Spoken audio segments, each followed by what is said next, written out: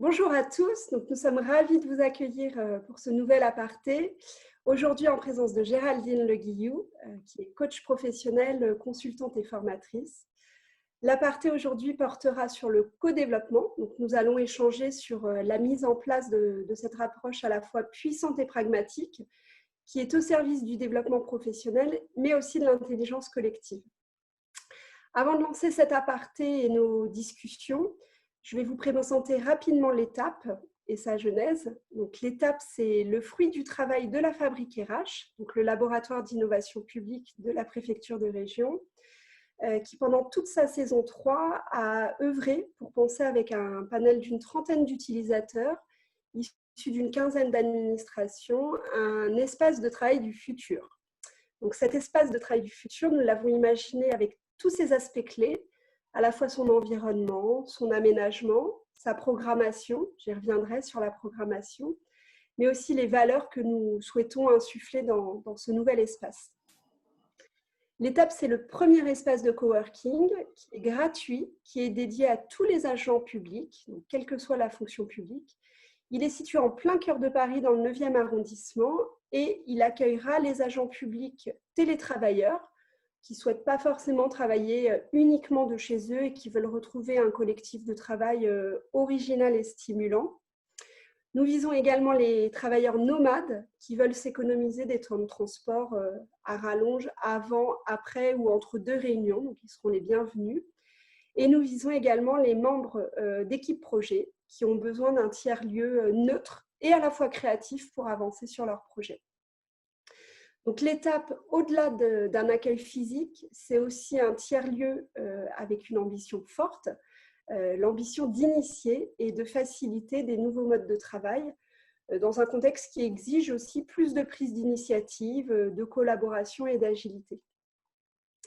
Donc, l'étape vous proposera une programmation variée autour d'ateliers thématiques, de formations, de retours d'expérience et tout simplement d'échanges. Donc, le contexte sanitaire a malheureusement reporté son ouverture, mais à la Fabrique RH, ce que je dis, on sait s'adapter et l'ingéniosité fait partie de nos compétences. Donc, jusqu'à l'été, on vous invite à découvrir à distance un aperçu de la programmation. Et tous les vendredis à 11 h, l'étape vous propose son aparté, donc une conversation d'1 heure avec un expert sur une thématique relative au nouveau mode de travail. On a vraiment misé sur un format à la fois intimiste et sincère pour garantir une qualité d'échange libre. Alors, le temps extérieur aujourd'hui est assez nomade, mais je ne doute pas que notre fin de matinée sera lumineuse. Je vais donc vous laisser avec notre animateur aujourd'hui qui est Laurent et je vous souhaite à tous un bon aparté. Bonjour à tous et à toutes et merci Marine pour cette présentation de l'étape. Alors pour me présenter très brièvement, je travaille au sein de la mission Innovation et Réforme que dirige Lucie Delahaye et je suis plus particulièrement conseiller en organisation du travail et en conduite du changement RH, le code CCRH pour les intimes, où la pratique consiste à accompagner en fait les structures de l'État dans le développement de leurs projets.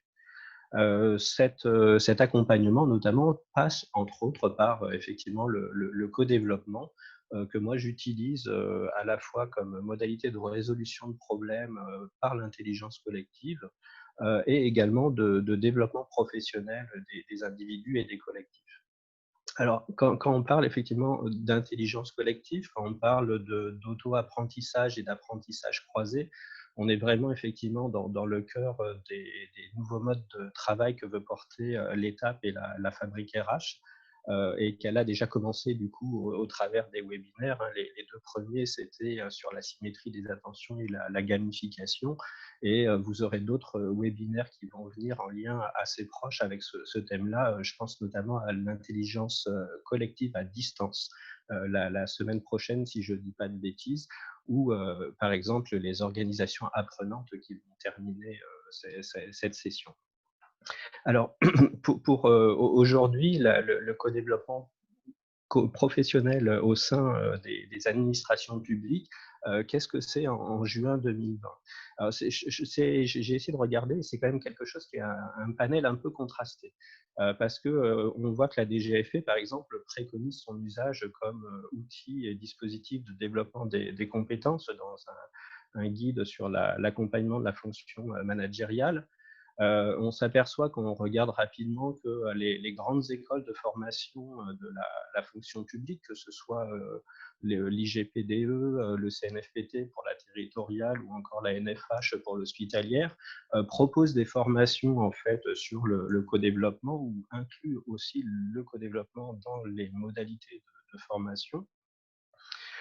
Et puis quand on interroge les agents, on s'aperçoit que tout le monde en a plus ou moins entendu parler, comment s'appelle, certains l'ont pratiqué. Et puis si on fait un petit focus sur les personnes qui sont inscrites aujourd'hui à ce webinaire, on avait 80% des personnes qui disaient avoir au moins entendu parler d'une manière approfondie ou plus légère du co-développement, et on n'était que 46% malgré tout à l'avoir pratiqué, ce qui est déjà énorme, mais il y a quand même un biais de sélection, il faut bien l'avouer, des personnes qui sont intéressées et qui viennent spontanément dans ces webinaires. Du coup, on est effectivement dans la fonction publique dans une volonté de faire, une connaissance relative du sujet, mais aujourd'hui, il y a une question de passage à la pratique, effectivement, qu'il faut passer. Et du coup, pour accompagner ce saut et puis pour que l'État participe humblement à ce développement, nous avons la chance, effectivement, d'accueillir Géraldine Le Guillou, qui est une personne, je sais, engagée et qui a à cœur à promouvoir le co-développement, ainsi que les approches réflexives, puisque Géraldine, tu as eu une vie professionnelle avant d'être coach professionnelle certifiée, formatrice et consultante, et tu as monté ton cabinet qui s'appelle Organisaction, et sur lequel je voudrais aussi reprendre sur le site de ton cabinet une petite phrase que j'ai bien aimée, parce que je trouve que c'est une bonne introduction effectivement à la présentation du co-développement, où tu affirmes sur ton site, et je te rejoins complètement, tout est possible avec un peu d'organisation, du temps et de l'huile de coude. Donc, si tu me permets, on remplacera l'huile de coude par l'ébullition neuronale. On mettra une petite pincée, comment ça s'appelle, d'écoute bienveillante, pardon. Et puis, je pense que ça donne déjà le cadre un peu de ce qu'est le co-développement que tu vas nous présenter tout de suite. Alors, je rappelle juste effectivement, parce que c'est important pour que ce soit une conversation et non pas une discussion à sens unique. Je vous rappelle à tous effectivement que vous avez le chat sur lequel partagez vos réflexions, posez vos questions, et du coup ça nourrira soit en direct la discussion, soit après la présentation un temps d'échange. Voilà. Donc, si tout le monde a l'esprit grand ouvert et la main sur le clavier pour interagir sur le chat, on va embarquer sur la rivière co-développement avec Géraldine. Et Géraldine, je te souhaite la parole et puis je te remercie pour ta présentation et ta participation. Bon aparté à tous. Merci Laurent. Et effectivement, j'aurais pu, pour rebondir sur la phrase, j'aurais pu mettre du jus de neurone, mais j'ai un côté très pragmatique et très concret qui m'amène à être plus dans le faire que dans… Enfin, j'aime bien tout ce qui est concept, mais je trouve que justement, le lien que ça va faire avec le co-développement, c'est justement cette approche très concrète qui diffère de certaines autres pratiques de groupes d'analyse, par exemple, où sur les groupes d'analyse de pratiques professionnelles, on est sur des orientations qui vont être davantage psychanalytiques, et là, on va être vraiment dans la recherche de la compréhension, là où le co-développement a cet intérêt d'aller sur vraiment une histoire de plan d'action concret et avec une notion de passage à l'action. Donc, je vous ai préparé un petit support. Alors, le support en soi vous semble peut-être très synthétique ici, mais vous arriverez à le retrouver par la suite avec le lien du replay. Vous allez voir, je vous ai caché quelques petites références supplémentaires dans ce support de présentation. Donc, pour ceux qui ont envie d'aller vraiment creuser la méthode du co-développement, j'ai essayé de vous amener sur des références avec des articles, des vidéos complémentaires, les bibliographies, enfin au moins la bibliographie de ce livre qui s'appelle le groupe du co-développement, écrit par Adrien Payette et Claude Champagne. Donc, vous découvrirez ça par la suite, ça vous fera comme ça une séance en tiroir. Marine, on va pouvoir commencer. Donc, on va partir sur l'idée donc là, vous avez à l'écran la définition d'un groupe de co-développement qui apparaît. Donc, le but d'un groupe de co-développement, c'est de pouvoir agir et améliorer la pratique professionnelle. Donc, pour ce faire, on réunit dans une même pièce avec un animateur qui va s'appeler dans cette méthode un facilitateur. On va réunir des personnes qui peuvent être à la fois des pairs, mais à la fois des profs. Enfin, là, on pourra, dans l'échange, débattre un petit peu de cette question si vous le souhaitez. Mais donc, dans le groupe de pairs, vous pouvez avoir des fonctions qui sont des fonctions qui sont en termes hiérarchiques à peu près analogues, mais ça peut être aussi des groupes pluridisciplinaires, des groupes de managers, des groupes de techniciens. Donc ça, c'est vraiment à voir en fonction du commanditaire et de quel est l'objectif qui est visé par la structure qui demande ce groupe de co-développement. Donc, la porte d'entrée du co-développement est vraiment professionnelle. Évidemment, on est d'accord que dans ces groupes pourront être abordées des thématiques, ou en tout cas, il pourra y avoir des liens avec l'univers personnel de la personne. Mais l'idée, c'est vraiment d'entrer par la carte du travail. Il y a deux idées majeures qui sous-tendent les groupes de co-développement. On est réellement sur des groupes de partage, mais forcément avec deux valeurs fortes qui vont être à la fois la confiance et la coopération. Et donc, on le verra un petit peu plus loin dans l'intervention, un cadre qui est très précis sur aussi la confidentialité et l'engagement qu'on demande aux participants. Donc, cette méthode, d'où vient-elle? Elle vient du Canada. Donc, Marine, voilà. Alors, je vous ai mis Champagne et paillettes. Hein. J'ai fait une petite blague. Paillettes ne s'écrit pas comme les paillettes, mais c'était un petit moyen mnémotechnique pour retenir l'origine de la méthode. Donc, Claude Champagne est psychologue. Il a travaillé avec un groupe d'industriels, de psychologues industriels, pour savoir comment améliorer sa pratique professionnelle. Il a aussi travaillé dans le domaine de la santé, où il a été adjoint DRH d'un grand groupe au Québec. Adrien Payette, lui, a plus des orientations de philosophe. Après avoir été prof de philo, il a décidé de pouvoir travailler sur sa pratique professionnelle en créant des groupes, notamment avec des gestionnaires administratifs, pour essayer d'améliorer la pratique professionnelle. Et à un moment donné, les deux personnes se sont rencontrées et ont créé ensemble la méthode du co-développement professionnel. L'idée de cette méthode est vraiment de pouvoir, comme je vous le disais tout à l'heure, améliorer la pratique professionnelle tout en permettant aux gens de s'aider mutuellement sur des problématiques qui vont être plus ou moins complexes, mais en tout cas qui sont préoccupantes pour la personne seule et que le groupe va pouvoir permettre de porter un peu plus haut, ou en tout cas par le regard croisé, d'amener à solutionner ou à éclairer de manière différente. Donc là, je vous ai mis vous voyez la référence du livre. Donc, si vous avez envie d'aller creuser, n'hésitez pas. Le livre est très facile à lire et très pragmatique. Donc, vraiment opérationnel assez rapidement. Donc, sur les objectifs des groupes de co-développement, ce qu'on attend, comme je vous le disais, c'est le partage d'expériences, c'est d'améliorer la pratique professionnelle. Donc, forcément, de travailler aussi sur son identité professionnelle, et essayer de faire de notre métier une forme d'art qu'on va perfectionner, comme un tailleur ou un sculpteur va affûter ses outils, ou essayer de façonner son outil le plus possible à sa main pour que sa pratique soit de plus en plus fine et de plus en plus subtile. Donc, les objectifs du co-développement sont assez précis. Donc, il y en a 7. Vous les retrouverez dans le Geniali. Là, on a sur les objectifs opérationnels, la vignette ne marche pas, mais je vais vous les dire à l'oral, vous les retrouverez ensuite sur le support. Donc, l'idée, c'est d'apprendre à être un peu plus efficace. Comme je vous le disais, comment on affûte ses outils et comment on apprend à les perfectionner pour aller toujours un peu plus loin dans sa pratique professionnelle. Évidemment, c'est un préambule de base.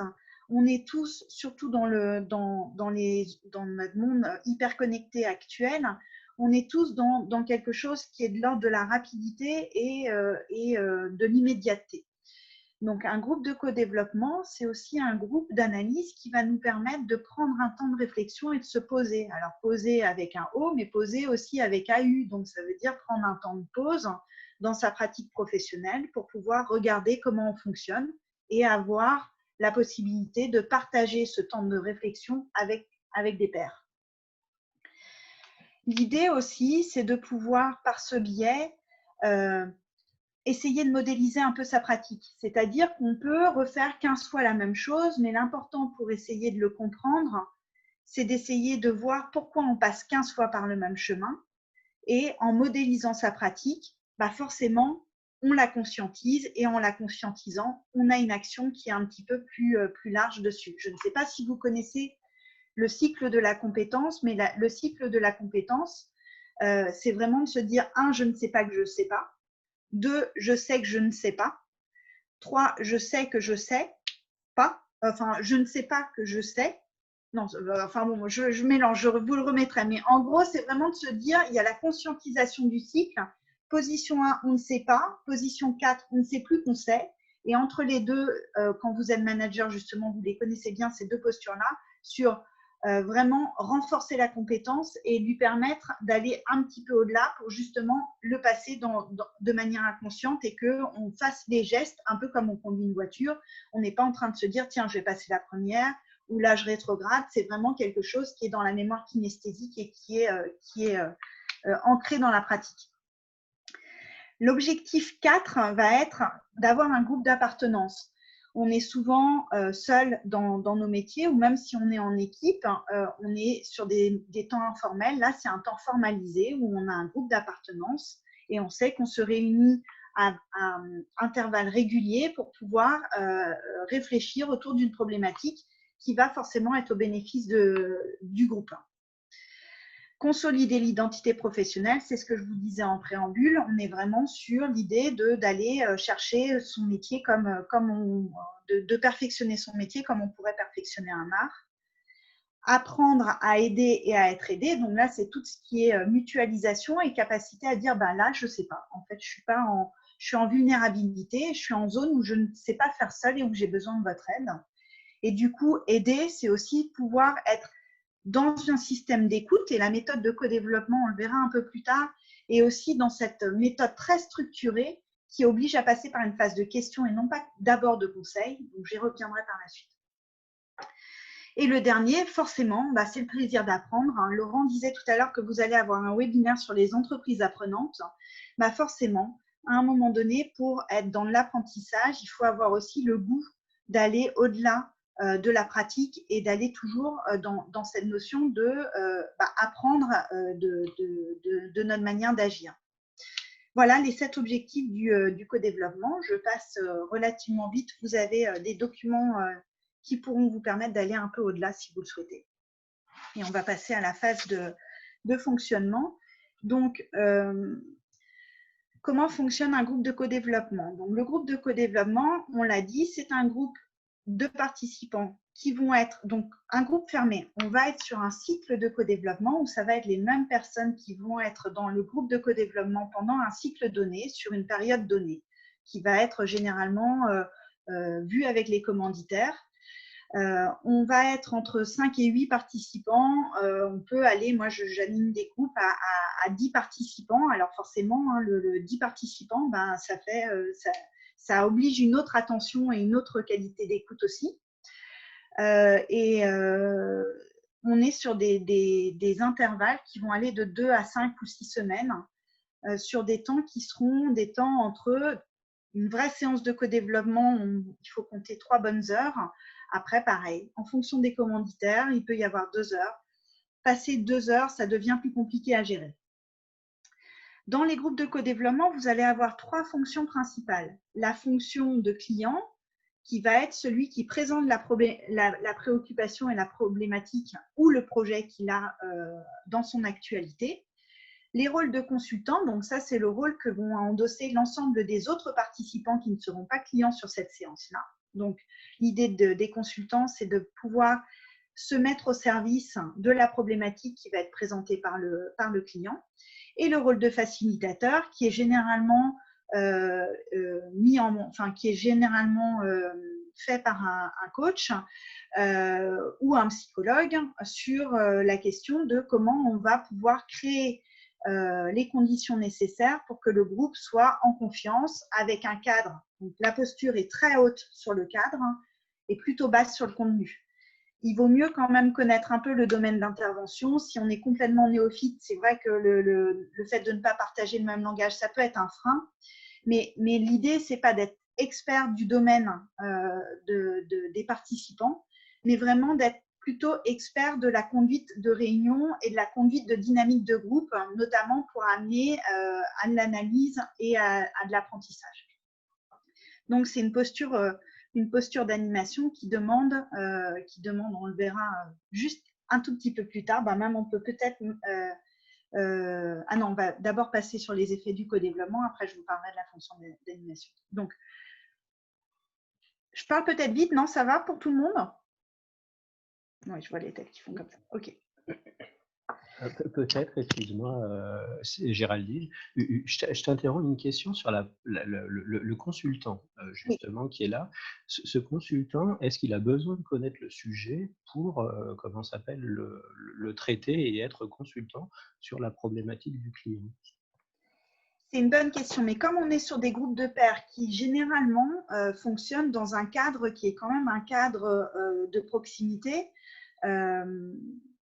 on est quand même sur des problématiques communes. Donc, expert, pas forcément. En connaissance, c'est forcément, je dirais, un plus quand même, parce que le langage est commun. Après, ce qui est important de noter, c'est que chaque personne est unique, chaque situation est unique, et ce qui est justement intéressant, c'est le croisement des regards. Donc, apporter de la diversité et être en capacité de créer cette richesse qui vient de la diversité, c'est vraiment très important. Maintenant, est-ce que si on est complètement dans un autre domaine que celui du client, on peut apporter aussi la position un peu de béotien. J'imagine que ça doit être quelque chose qui est possible. Mais on est quand même davantage sur des groupes de pairs ou des groupes institutionnels qui ont l'habitude de fonctionner ensemble. Donc, qui ont moins une forme de cadre de référence commun. D'accord. Merci beaucoup. Donc, par rapport aux étapes de co-développement, je vous les ai notées de manière…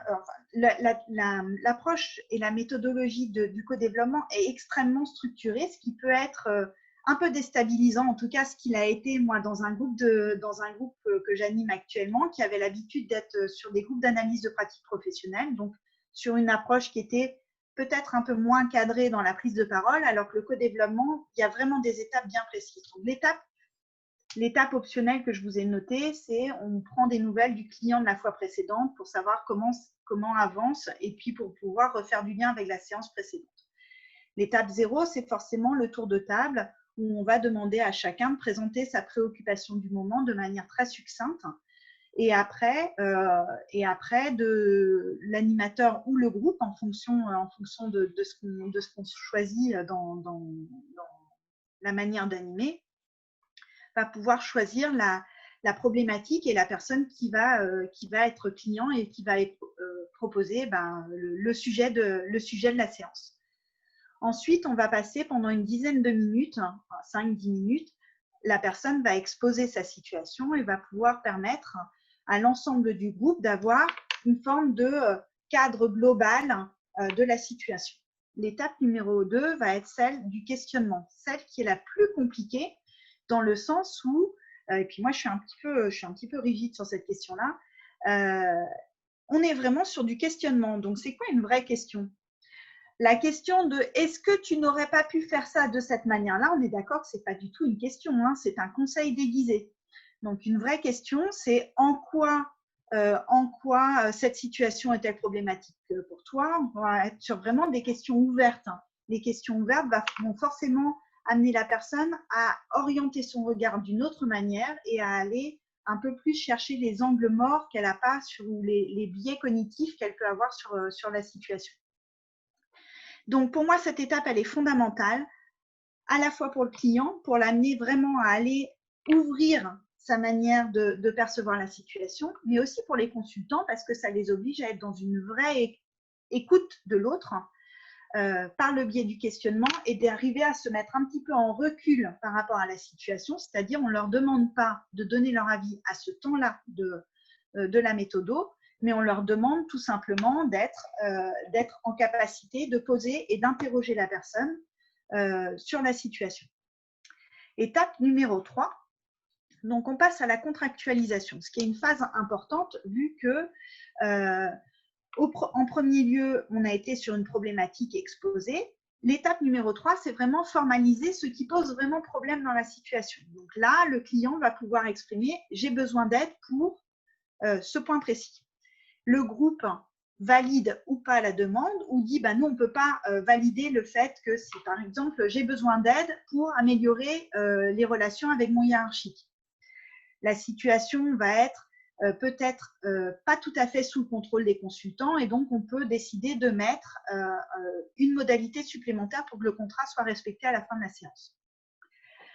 Ensuite vient la phase la plus longue qui va être la phase de consultation où là justement on arrive à vraiment de l'intelligence collective et de la coopération. C'est-à-dire que les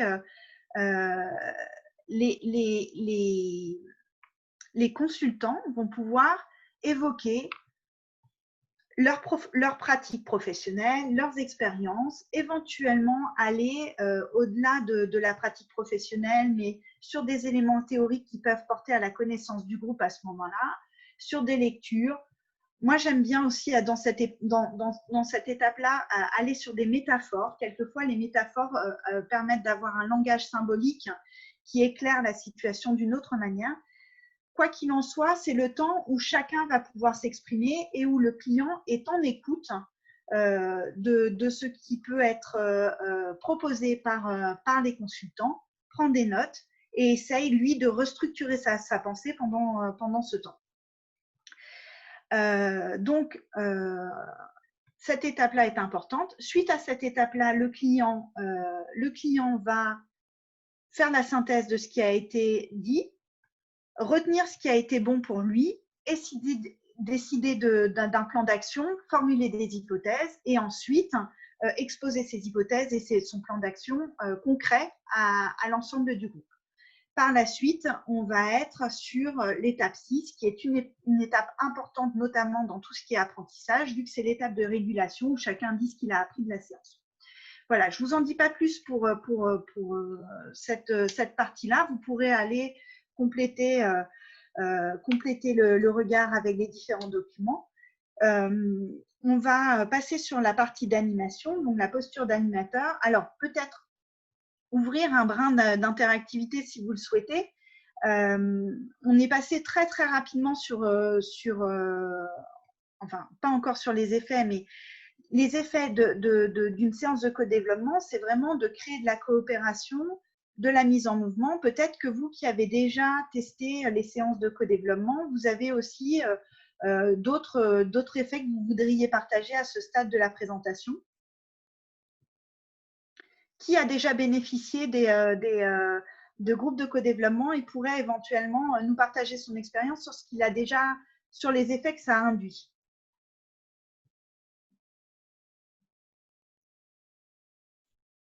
Ok, on gardera les questions pour la suite.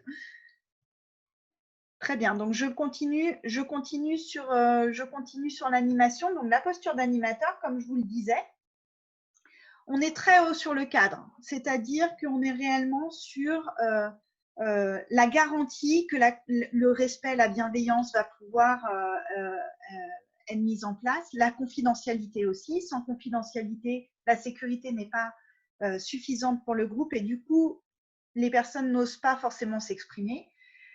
Et l'idée est vraiment de créer cette dynamique de groupe qui va être propice à l'échange et à l'apprentissage de l'expérience.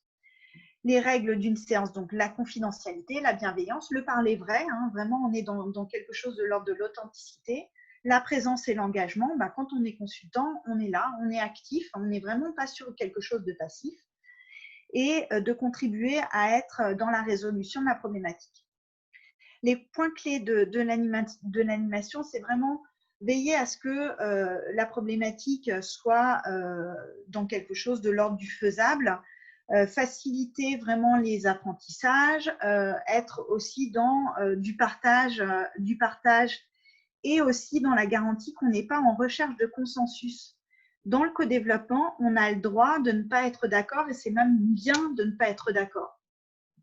Moi, je dis souvent dans les séances de co-développement, on a le droit de s'engueuler peinard. À partir du moment où on est suffisamment en respect les uns et les autres, on peut aussi avoir des points de vue divergents tout en étant dans le respect de l'interlocuteur d'en face. Et voilà, en disant, OK, moi, mon point de vue est différent, je prends le tien aussi comme différent et on a le droit de ne pas être d'accord. Voilà. Donc, je trouve que la place d'animateur est vraiment de faciliter cette divergence d'opinion. Je vois le temps qui file, donc je continue d'avancer. On est quasiment à la fin de la présentation. On va pouvoir interagir par la suite. Donc vraiment, l'idée du co-développement, c'est de pouvoir apprendre de l'expérience et d'être dans une logique où l'autre est aussi source d'enrichissement. On est dans la coopération et le développement de l'intelligence collective. Il y a autre chose que je voulais partager avec vous. Je vous ai mis sur le petit plus là, du dernier bouton, je vous ai mis une vidéo qui n'a pas, vous me direz, qui est un petit peu éloignée du sujet là, mais qui a quand même son sens. Je vous ai mis une vidéo de Laurent Bibard, qui est philosophe, et président du chaire de la chaire de la complexité Edgar Morin à l'ESSEC, qui a fait une conférence sur l'expérience du commandant Sully qui a améri sur l'Hudson. Peut-être que vous avez déjà entendu parler de cette expérience-là. Et donc, les groupes de co-développement, là où je fais le lien, c'est que souvent, dans les organisations, il y a des points de vue stratégiques qui arrivent du haut et qui sont traités par les techniciens, les opérationnels. Et donc, entre les deux, il y a un delta entre ce qu'on nous demande ou ce qui est demandé et ce qui peut être fait. Et ce delta-là, c'est le bricolage. Et quelquefois, les séances de co-développement permettent d'aller mettre en lumière ce bricolage et cet agir professionnel, ce savoir pratique que développent les personnes en pratique professionnelle. Donc, pourquoi je vous ai mis cette vidéo-là? C'est que dans le guide de procédure, rien ne disait qu'on pouvait amérir. Aucune procédure n'était mise en place dans un cas comme celui qui a été vécu par ce commandant de bord. Et c'est le bricolage, entre guillemets, le bricolage humain qui a permis de sauver à peu près 250 vies. Donc, je vous laisse, je ne vous en dis pas plus, je vous fais ce teasing-là et je m'en arrête là sur le teasing. Je vous laisse aller découvrir la vidéo, mais elle est aussi très intéressante sur toute la notion de la gestion de l'inconnu et du connu, de la complexité, de la simplicité. Dans la période qu'on vit actuellement, c'est quand même très, très intéressant d'ouvrir à ce niveau-là. Sur les pistes d'ouverture qu'on pourrait éventuellement échanger, il y a la question de comment verbaliser l'expérience, comment aider à valoriser les compétences qui sont progressivement en train de se développer. Enfin voilà, je vous laisse la porte ouverte à d'autres ouvertures et je me tais pour vous entendre maintenant.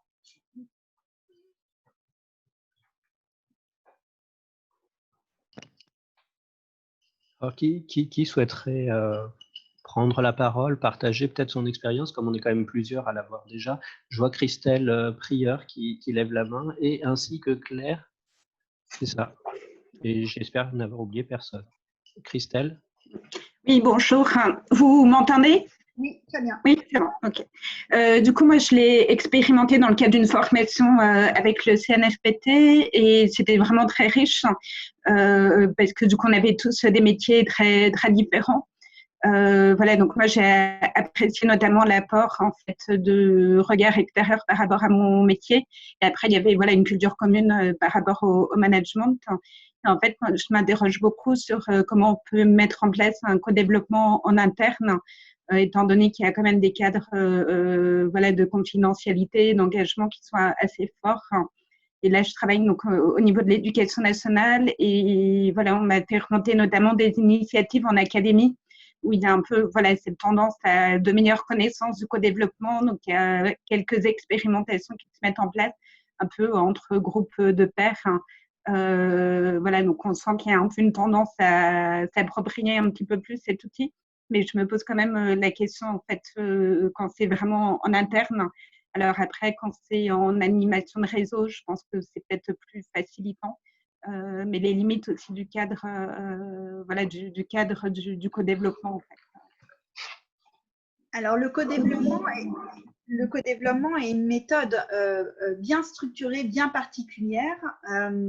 Donc, il y a un hiatus quelquefois à dire co-développement, analyse de pratique. Il y a plein de groupes de pairs, supervision. On a plein de possibilités de réfléchir ensemble. Le co-développement, c'est vraiment une méthode bien précise, bien particulière, avec des étapes qui sont pensées et construites de manière à vraiment aller de plus en plus en profondeur dans l'animation et dans la réflexion. Donc, évidemment, alors j'entends plusieurs choses dans ce que vous dites, Christelle, et peut-être que vous allez pouvoir préciser, mais ce que j'entends, c'est presque des groupes de réflexion qui sont mis en place plus que des groupes de co-développement. Est-ce que je me trompe? Je pense pas. Non, je pense qu'il y a. Alors après, c'est comme tout outil et toute méthode. En fait, il faut voilà que la méthode soit bien utilisée, qu'elle soit pas en low cost ou voilà. Non, je pense que c'est plus des groupes d'échange de pratiques, plus que de. Ça part souvent vraiment de la pratique. En tout cas, il y a voilà ce besoin-là. Voilà. Après, c'est vrai que c'est faire du co-développement avec des collègues, voilà, il y a des limites quand même par rapport à cet exercice en fait. Donc je vois plus peut-être le co-développement sur des groupes de pairs qui travaillent en réseau ou en mode communauté apprenante ou que des groupes peut-être de pairs qui sont répartis dans une organisation entre différents services ou voilà, ce qui permet d'avoir aussi une culture commune sur des problématiques communes de pratique. Par rapport à ce que vous dites, Laurent, vous…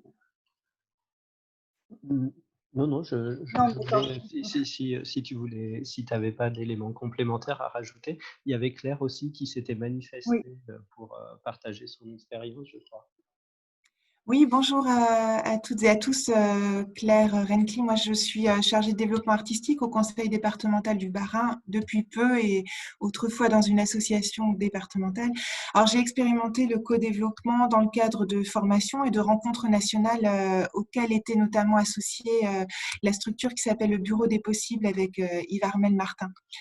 Moi, la question que je me posais, c'était dans le cadre de la création d'un groupe de co-développement et dans une logique d'animation de réseau, est-ce qu'on doit au préalable bien expliquer la méthode comme vous venez de le faire, c'est-à-dire de façon assez détaillée pour que chaque participant puisse bien s'imprégner justement de ce que c'est que cette méthode et de ce qu'elle n'est pas.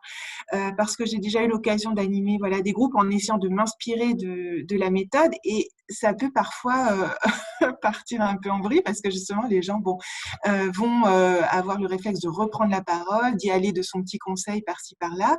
Alors vous disiez, il faut être le facilitateur doit être expert justement de la gestion de groupe et de l'animation de réunions. Donc c'est peut-être ce qui me manque encore un peu.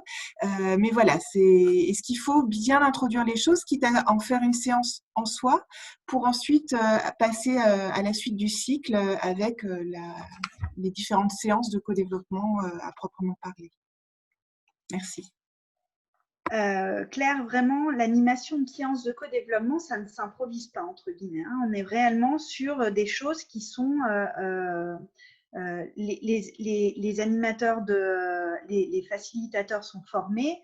L'analyse de pratique, c'est vraiment quelque chose qui se positionne à l'interface de plusieurs choses. On est à la fois un petit peu dans de la formation, un petit peu dans de la réunion, un petit peu dans de la réflexion.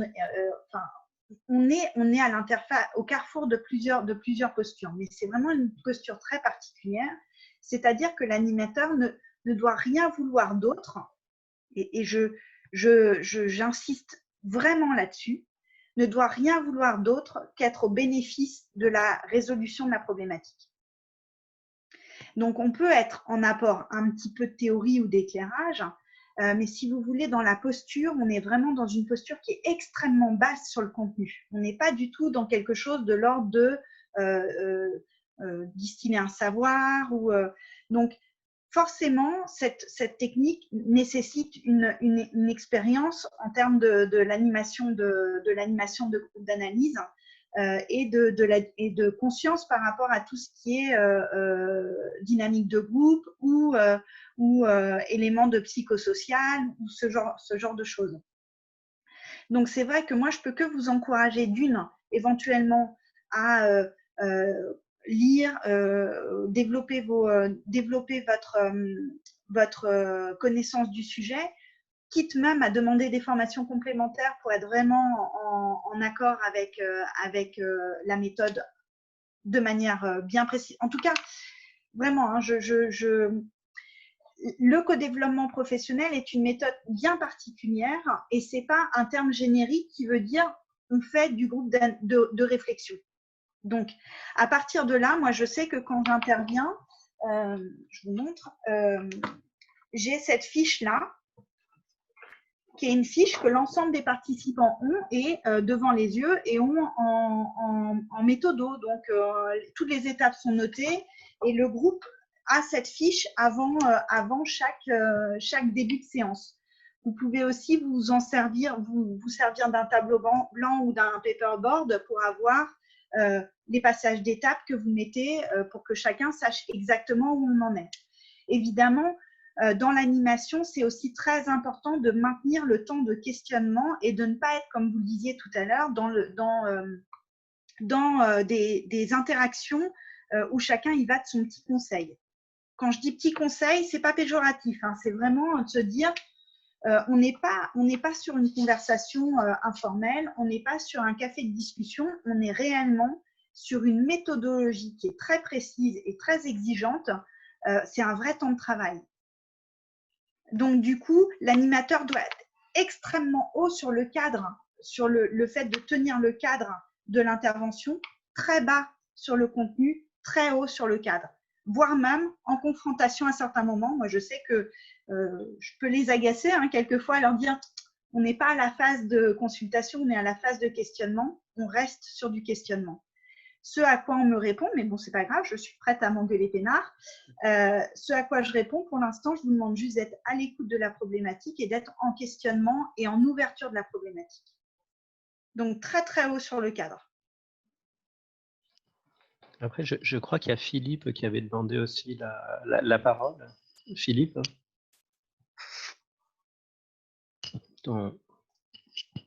Micro, voilà, ça va mieux si je mets mon micro.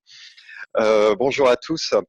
Déjà, je voulais remercier Géraldine Le Guillou parce que c'est vrai qu'on entend beaucoup parler de co-développement et au moins ça clarifie les choses à travers son propos. Bon, moi, j'ai un peu l'expérience aussi du co-développement. Et j'avais juste donc une précision et deux petites questions. Une précision, c'était plus sur, parce qu'en fait, en introduction, ce qui a été dit, c'est que pour animer des ateliers de co-développement, Géraldine faisait référence à des coachs ou à des psys. Je pense qu'en fait, ce qui est important, c'est surtout des personnes qui ont été formées en fait au co-développement et qui ont une capacité à se mettre dans la bonne posture de facilitation, de garantie du Oui, cadre vous avez raison. d'intervention. Donc ça, c'était ma première remarque. Et après, j'ai deux petites questions. C'est comment, Géraldine, vous procédez pour le choix des cas d'études? Est-ce qu'il y a un travail que vous faites en amont avec la personne qui est pressentie pour être cliente, ou est-ce que ça se fait un petit peu en live avec quelques personnes qui disent voilà, moi j'aimerais bien travailler sur ça, et puis le groupe qui décide en fait de quelle problématique il a envie d'aborder. Ça, c'est le premier point. Et puis, vous avez parlé aussi, vous avez fait référence à la dimension apprenante de la démarche. Et justement, moi, je trouve que ce qui peut être vraiment intéressant, c'est de travailler à l'autonomie du groupe, enfin à l'autonomisation du groupe par rapport au processus de codev, c'est-à-dire qu'à terme, il puisse même se dispenser en fait d'un animateur et qu'il arrive à s'autoréguler. Ce qui pour moi me semble être quelque chose de super intéressant et ce qui renvoie aussi à l'enjeu de capitalisation. Donc, donc, est-ce que vous partagez déjà cette vue sur l'objectif à terme d'émanciper le groupe de l'intervenant extérieur et d'autre part, comment vous travaillez sur les objectifs de capitalisation d'une rencontre sur l'autre? Alors, je partage votre point de vue à tout niveau, que ce soit sur effectivement l'important, c'est d'être formé et d'avoir une posture de facilitateur. Sur le choix du sujet, je vais y revenir parce que voilà, c'est un peu plus technique. Et sur le fait que vous m'interpelliez sur est-ce que je suis d'accord avec vous sur la démarche d'autonomisation du groupe, d'autorégulation et comment je capitalise d'une fois sur l'autre. Donc, sur tout ce qui est question de l'autonomie, je pense que vous avez parfaitement raison sur cette question-là. Et moi, je tiens à ce qu'on ne soit pas sur 10 ans de groupe de co-développement avec les mêmes personnes, avec le même animateur. Mais de la même manière, je vous dirais presque que ça, c'est presque une valeur professionnelle que j'ai depuis le début de mon parcours professionnel, où j'ai commencé comme assistante sociale et où l'idée, c'était réellement d'être toujours dans la recherche de l'autonomie de la personne et d'être dans l'idée de pouvoir accompagner pendant un temps pour lâcher la main, pour que la personne puisse faire toute seule et nous oublie. Limite, moi, je disais souvent, pourvu que j'ai plus, enfin, je dis pas pourvu que j'ai plus de travail, mais en gros, l'idée, c'est vraiment de pouvoir permettre aux gens d'être en roue libre à un moment donné. Donc effectivement, l'autonomie du groupe, elle est intéressante dans le sens où il faut, pour moi, je trouve que l'idée, c'est de créer une dynamique de groupe et que cette dynamique de groupe arrive à perdurer au-delà des groupes de co-développement et qu'on soit réellement sur quelque chose où on puisse être passer un petit coup de fil à un groupe d'appartenance auquel on peut à un moment donné se référer si on a une question problématique. Et je vous rejoins complètement sur l'idée d'autorégulation. Maintenant, la limite que je mets à ça, c'est de pouvoir toujours s'autoriser d'avoir un temps de réflexion et un temps de pause qui est cadré dans un emploi du temps qui est quand même aujourd'hui hyper dans l'immédiateté. Et je trouve que c'est un des écueils les plus compliqués, c'est de mettre 10 agendas en commun dans des périodes où voilà, c'est quand même relativement complexe. Donc, je trouve que, en tout cas, garder un temps de réflexion, qu'il soit avec ou sans un animateur, une fois que le groupe est déjà, on est d'accord, ne me faites pas dire ce que j'ai pas dit, une fois que le groupe est autonome, je trouve que c'est la plus grande des difficultés finalement. Une fois que le groupe est lui-même autonome. Après, sur la capitalisation, je pense que ça rejoint, alors à moins que je n'ai pas bien compris et qu'il faut qu'on clarifie aussi ce que vous entendez derrière capitalisation. Mais si par capitalisation, vous entendez comment on valorise et on verbalise les compétences qui ont été mises à l'œuvre d'un groupe sur l'autre, moi, je le fais sur la reprise de la situation précédente et on essaye de voir ce qui a fonctionné ou en tout cas, comment la situation a progressé. Donc voilà, j'essaye de le faire de cette manière-là. Je ne sais pas si ça répond à votre question. Après, super. Après, sur le choix du sujet, là, je pense que ça dépend aussi de la personnalité de l'animateur. Moi, généralement, j'aime bien faire un tour de table où je demande succinctement à ce que chacun me dise en une phrase un peu le cri du cœur ou la problématique, mais de manière assez succincte. Après, je demande s'il y a quelqu'un qui veut parler de sa situation de manière un peu urgentissime. Donc, si jamais je n'ai pas forcément de réponse, j'utilise une échelle de 1 à 5, quel est le niveau de votre préoccupation. Mais généralement, en tout cas dans les débuts, quand je ne connais pas le groupe, je ne laisse pas au groupe le choix de la responsabilité du sujet. C'est moi qui prends la responsabilité du choix du sujet. Après, je demande toujours au client s'il est OK pour parler. S'il n'est pas OK, je repositionne mon choix autrement. Alors, je fais le lien avec ce qui s'est passé là pendant le confinement. J'ai animé des séances de co-développement et je vous ai d'ailleurs mis un article de Claude Champagne sur comment animer des séances de co-développement en confinement et en visio. Donc voilà, ça fait écho à ce que je vais dire. En visio, dans le contexte actuel, sur les groupes de co-développement que j'avais déjà, j'ai lâché un peu la méthode pour être davantage sur un tour d'échange et non pas sur une problématique d'un client, mais sur une problématique générale qui pouvait être au bénéfice de l'ensemble du groupe plutôt que d'impliquer une personne à proprement parler, mais pour pouvoir justement à distance créer une dynamique même derrière un écran. Donc vraiment être plus sur une problématique commune que sur la problématique d'un client en particulier. Voilà, donc j'espère avoir répondu à votre question. Et du coup, merci Géraldine pour vraiment ces éclairages qui sont vraiment très très utiles. Je vois que l'heure avance, mais on a quand même deux questions. Une question qui résonne un peu avec les deux premières de Claire et de Christelle autour de la posture de l'animateur. Et c'est Françoise qui nous demande, est-ce que le facilitateur ne peut pas être le hiérarchique? Voilà, quelle est ta posture par rapport à ça?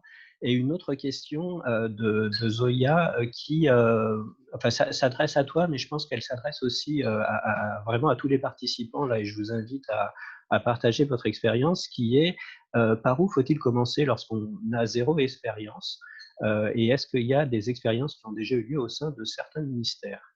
Voilà, merci pour ton éclairage sur ces deux points. Donc, par rapport alors, juste, redis-moi juste la question de… Ah oui, le rôle du hiérarchique. Je suis très partagée sur cette réponse. Je vais essayer d'être pas trop trash. Si le hiérarchique arrive à décaler fortement sa posture, je pense que ça peut être jouable, mais c'est vraiment une posture où on ne peut pas être on doit être, je le répète, très haut sur le cadre, très bas sur le contenu. Donc, ça oblige à faire un vrai switch de posture. Donc là, je dirais que c'est presque à la personne de savoir dans quel cas il peut se mettre et si c'est de la hiérarchie fonctionnelle, si c'est de la hiérarchie managériale, enfin hiérarchie transversale. Voilà. C'est là, avec les éléments que j'ai, d'entrée de jeu, je dirais, ça oblige au moins à décaler la posture, quoi. À pas être en posture de manager pur, mais d'être vraiment dans une posture d'accompagnement autre et dans une idée de facilitation de l'apprentissage et au bénéfice de la situation.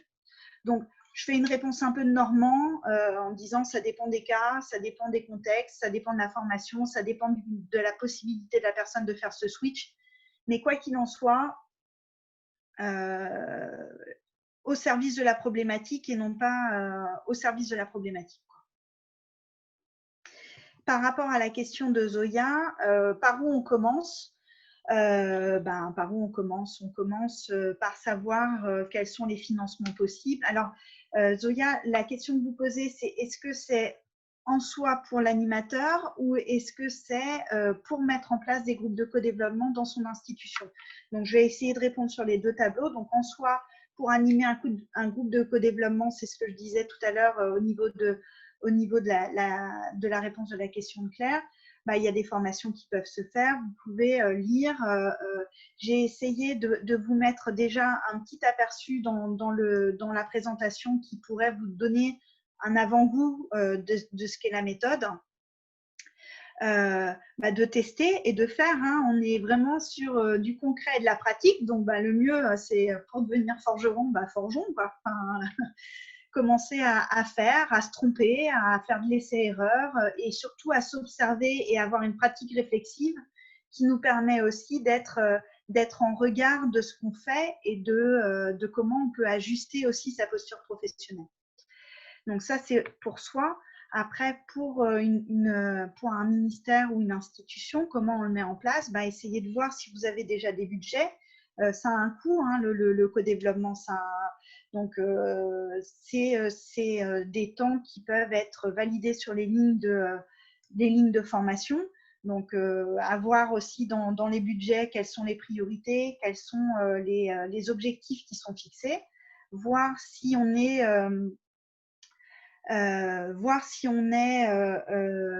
en capacité, je vois la question de Philippe en même temps, j'y répondrai par la suite.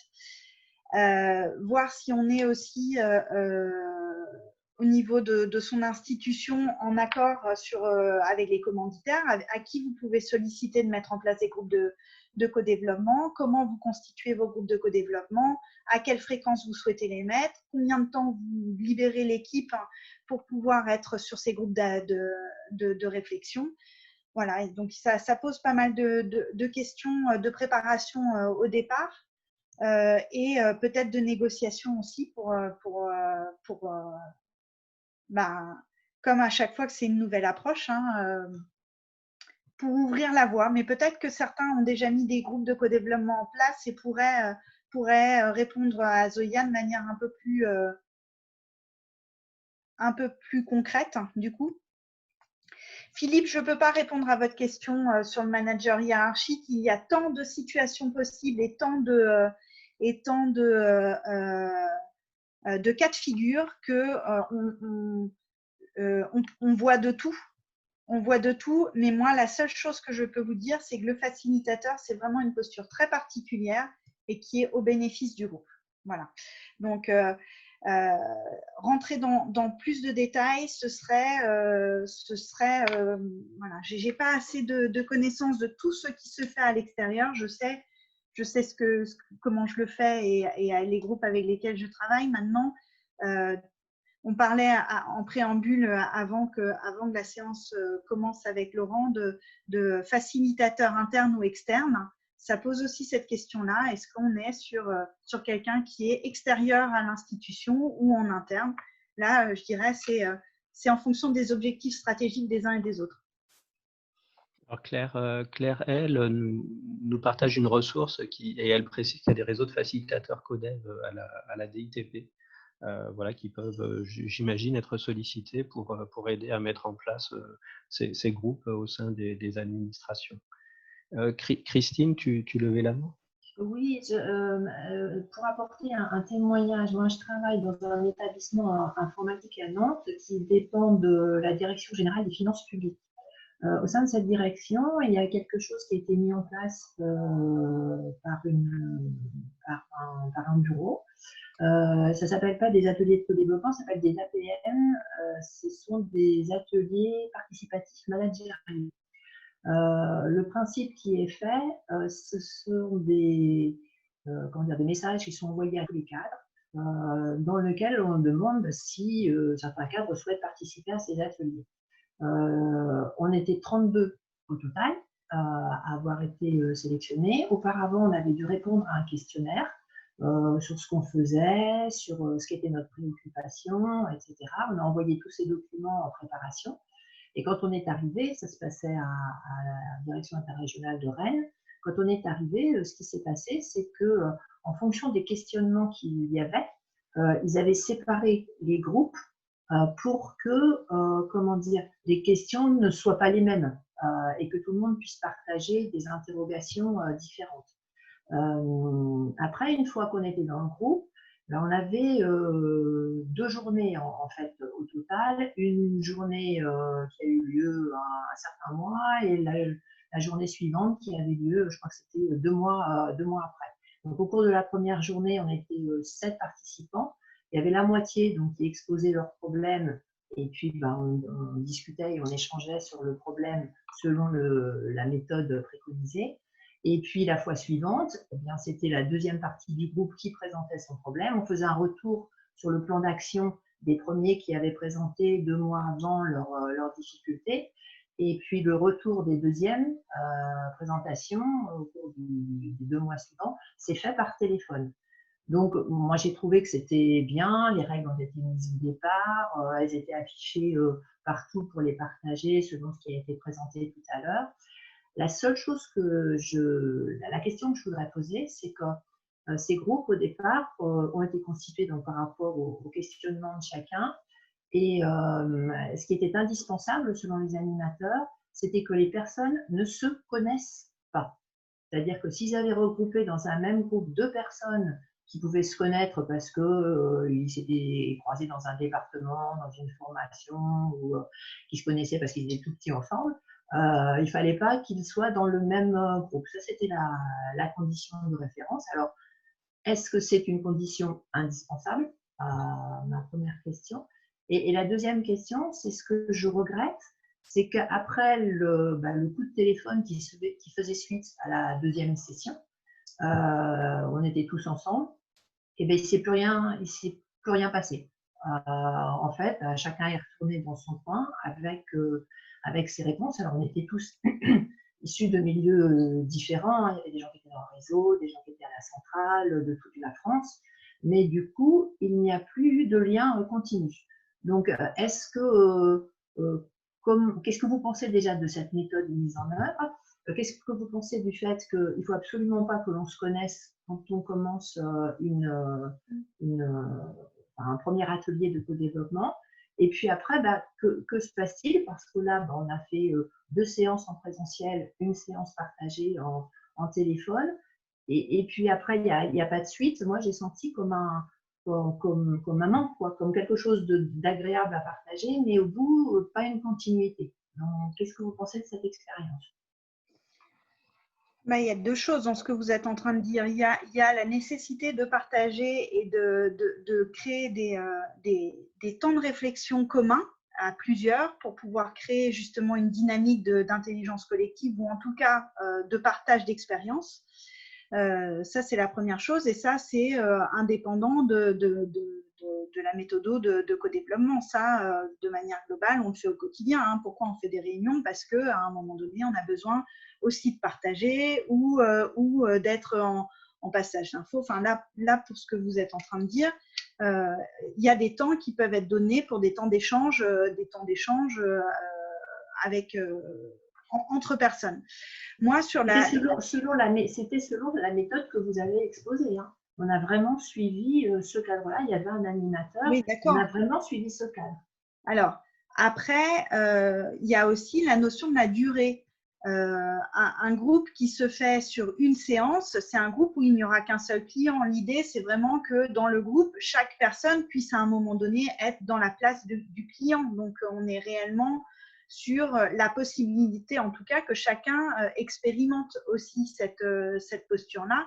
Et donc, forcément, si vous êtes sur une dizaine de participants, on est sur une dizaine de séances. Donc, il y a aussi cette notion de temps et de processus. C'est un peu ce que je vous disais tout à l'heure de la notion d'immédiateté. On aimerait avoir des effets rapides sur une méthode qui prend du temps. On est sur de la connaissance, on est sur de la connaissance de soi, de la connaissance des autres, sur de la confiance, sur quelque chose qui est un peu comme une mayonnaise qu'on lit finalement.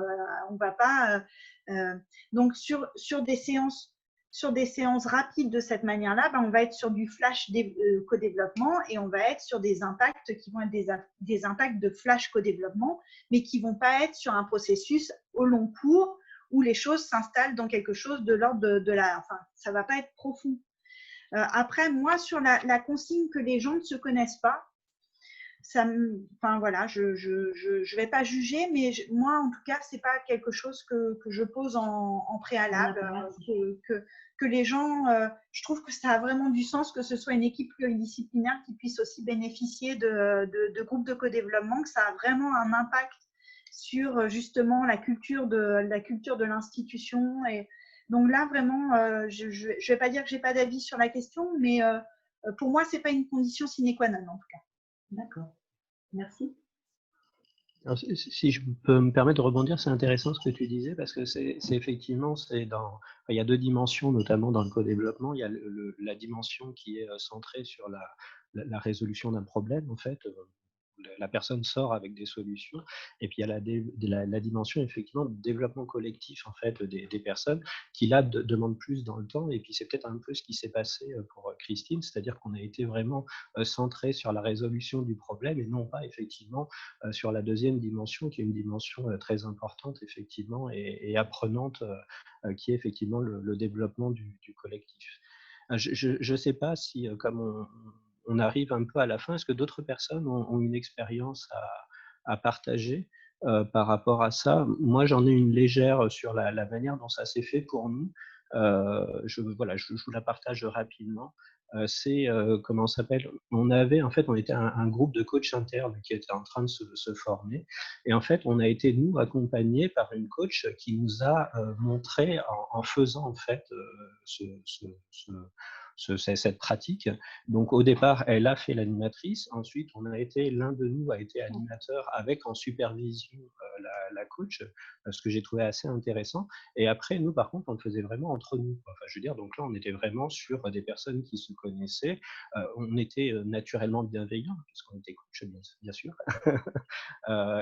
Comment s'appelle, et ça s'est bien passé. Je sais que mes collègues, du coup, ont ensuite utilisé ça pour le faire au profit de leurs clients, que sont les directeurs d'hôpital et les praticiens hospitaliers.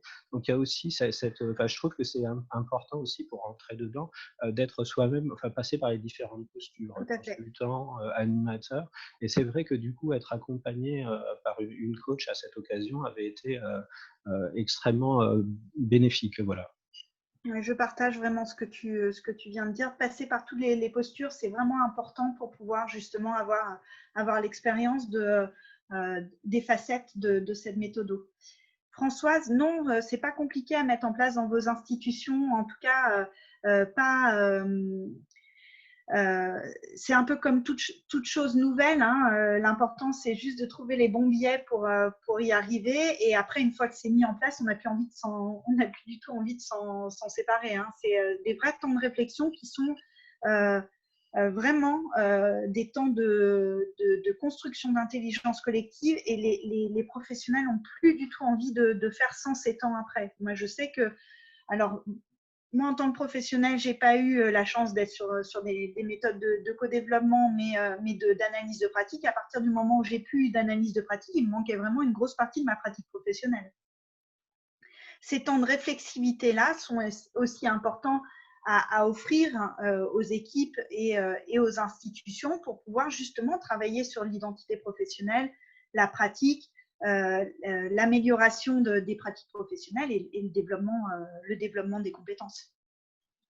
Donc, peut-être qu'au début, comme ça, sur 1 heure, ça semble un peu complexe. Évidemment, la méthode, elle est bien précise et bien structurée. Une fois qu'on est dedans, c'est comme l'eau froide en Bretagne, hein. Une fois qu'on est dedans, ça passe tout seul, hein. Donc c'est addictif, hein, c'est ce qu'on comprend. En tout cas, écoutez, sauf s'il y avait une dernière question qui voulait être posée, voilà, je voulais vraiment te remercier énormément, Géraldine, pour cette présentation, cet éclairage. Et puis, je voulais vous remercier tous aussi pour votre participation et votre partage d'expérience, parce qu'on voit effectivement qu'au sein de la fonction publique, peut-être plus particulièrement, mais d'autres organisations, on pressent que c'est quelque chose effectivement qui apporte énormément de choses, mais effectivement, il y a toute la question de comment on le met en place, la question du temps, gérer les agendas dont on parle, mais on voit que si on met peut-être un petit peu, comment ça s'appelle, si on se force au départ, après on y revient naturellement. Est-ce que c'est bien ça? Oui, tout à fait. Ok, super. Bah, écoutez, merci à tous en tout cas. Je vous souhaite une très bonne journée, une très belle après-midi, malgré le temps, pour ceux qui sont sur au moins la région Île-de-France. Et puis, surtout, n'hésitez pas à partager cet aparté. Et du coup, l'aparté de la semaine prochaine sera, je crois, sur l'intelligence collective à distance. C'est bien ça, Marine? Tout à fait, exactement. Et ça fera bien le pendant avec ce que Géraldine a pu nous dire aujourd'hui sur finalement, on est un peu, on n'a pas envie que l'intelligence collective s'arrête, même si dans certaines situations, et notamment quand on est à distance, c'est un peu plus compliqué. Mais c'est justement ce qu'on va voir avec Brice de Margerie pour voir finalement quelles opportunités où ça ouvre aussi peut-être de nouvelles frontières et des leviers à activer quand on est à distance. Donc voilà, si ces sujets vous intéressent, n'hésitez pas à vous inscrire. On ouvrira les inscriptions cet après-midi sur le LinkedIn de la Fabrique RH. Merci à tous. Bon À après-midi. tous. Merci Géraldine. Au revoir. Merci, au revoir. Au revoir. Merci, au revoir.